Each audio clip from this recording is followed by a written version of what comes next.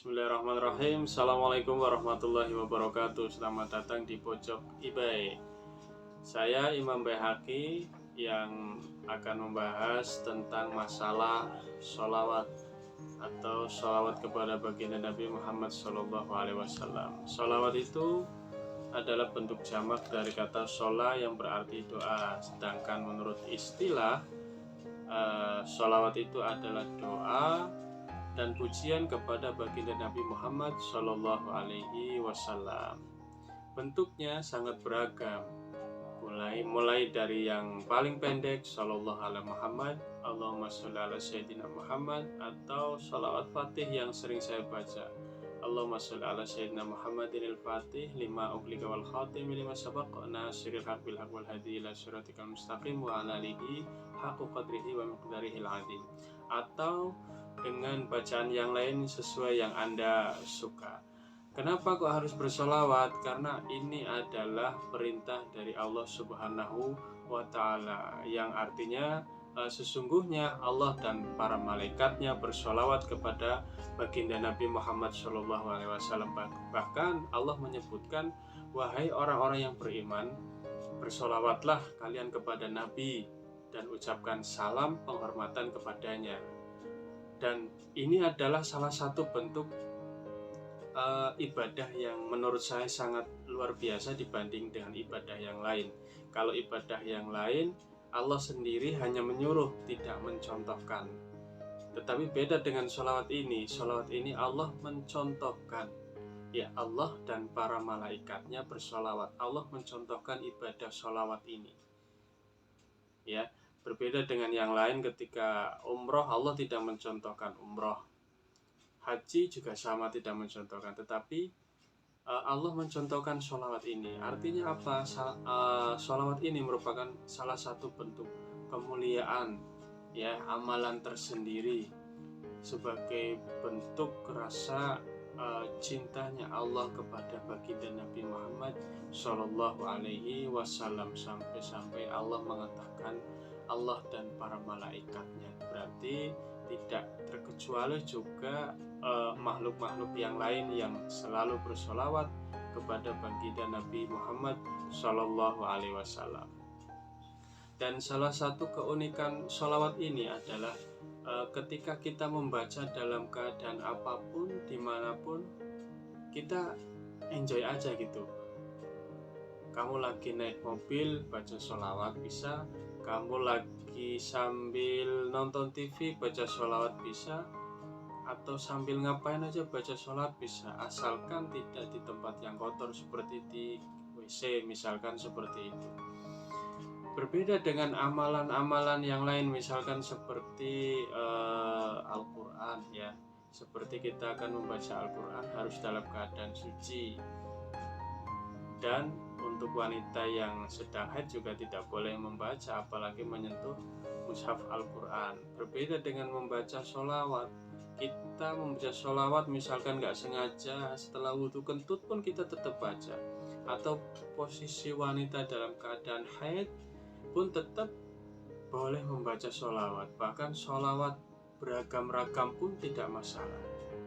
Nah, ini salah satu keunikan membaca sholawat. Jadi sebagai apa ya, kalau boleh saya kata itu sebagai alternatif ya bagi orang-orang yang mempunyai udzur. Artinya membaca sholawat ini sangat fleksibel sekali, ya. Bisa sambil ngapain aja lah, pokoknya kalau bisa kita semua selalu membaca sholawat kepada Nabi Muhammad SAW. Bahkan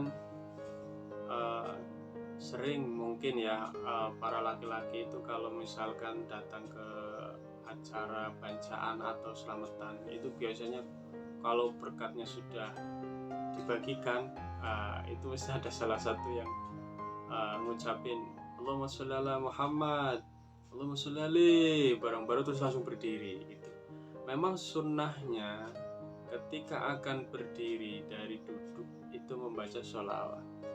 Tapi juga ada yang kurang, yaitu ketika duduk juga membaca sholawat. Jadi sama-sama ketika akan duduk membaca sholawat dan ketika akan berdiri juga membaca sholawat. Dan ada cerita menarik tentang sholawat sebenarnya ini. Jadi ada salah satu seorang ulama yang sangat terkenal di dunia santri atau ya umum juga, beliau sangat terkenal. Beliau bernama Syekh Muhammad bin Sulaiman Al-Jazuli. Suatu ketika beliau sedang berjalan ya, atau sedang di suatu daerah, dilalah tempat itu tempatnya tandus dan sulit untuk menemukan air. Lalu beliau ketika datang ke suatu daerah itu dalam waktu akan menunaikan ibadah sholat. Lalu beliau itu mencari-cari apakah ada sumur atau sumber mata air seperti itu. Lalu ketemulah di situ ada sumur yang sangat dangkal, ya kira-kira 5 meter gitu ya. Dengan sangat bingung juga beliau tengok ke sana kemari, nggak ada siapa-siapa, bahkan timba pun atau yang biasa untuk ambil air itu nggak ada. Nah, seketika itu ternyata ada anak kecil perempuan dari atas bukit itu melihat gerak-gerik laki-laki yang di dekat sumur tadi, lalu menghampiri dan mengatakan dan bertanya, "Bapak, sedang apa Anda di sini? Anda siapa?" "Saya Muhammad bin Sulaiman Al-Jazuli," kata perempuan tadi. "Loh, ternyata Anda orang hebat. Anda kesini mau apa? Anda kesini mau apa?" Lalu orang itu menjawab, "Saya di sini mau sholat, tapi mau ambil air di dalam sumur ini susah." "Loh, Anda namanya sangat terkenal bagi orang-orang soleh. Lalu kenapa kok mengambil air saja nggak bisa?" Gitu ya.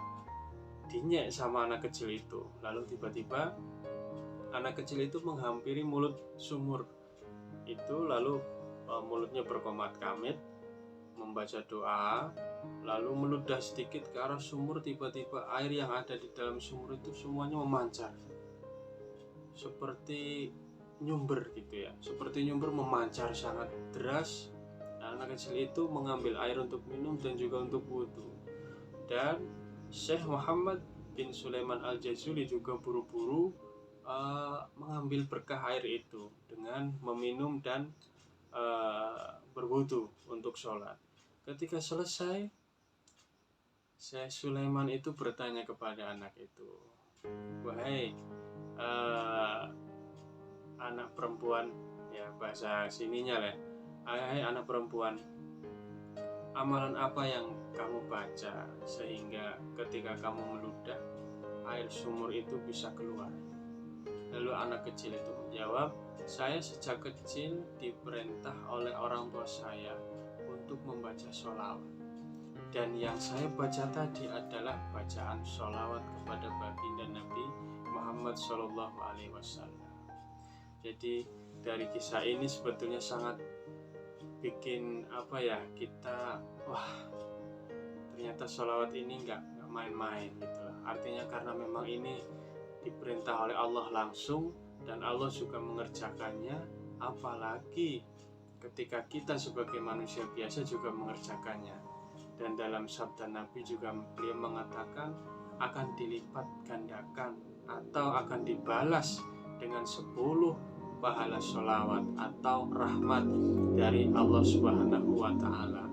Artinya siapa saja orang yang membaca sholawat, begitu mulianya orang itu.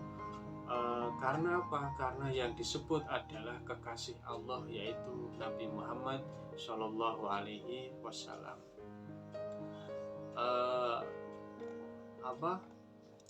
Di dalam sholawat itu juga bagi orang yang membaca sholawat itu, dalam kitab Dalailul Khairat itu dijelaskan bahwa apabila seseorang hamba bersolawat kepada Nabi Muhammad SAW, maka solawat itu akan keluar dari mulutnya secepat kilat dalam bentuk cahaya. Jadi menyambar ke sana kemari. Dan cahaya itu mengelilingi dari ujung barat sampai timur sambil berteriak, aku adalah solawat yang dibaca oleh si fulan dan si fulan. Gitu. Jadi aroma bau mulut orang yang membaca solawat itu bagi orang-orang soleh yang faham itu baunya harum, wangi, katanya seperti itu. Wallahu a'lam. Jadi Masya Allah sekali sholawat ini faedahnya untuk diri kita, untuk melindungi kita, anak-anak kita. Bahkan di dalam sholawat itu yang luar biasa adalah mengandung berkahan dan mengandung syafaat dari Nabi Muhammad Sallallahu Alaihi Wasallam. Rasul Sallallahu Alaihi Wasallam sampai bersabda,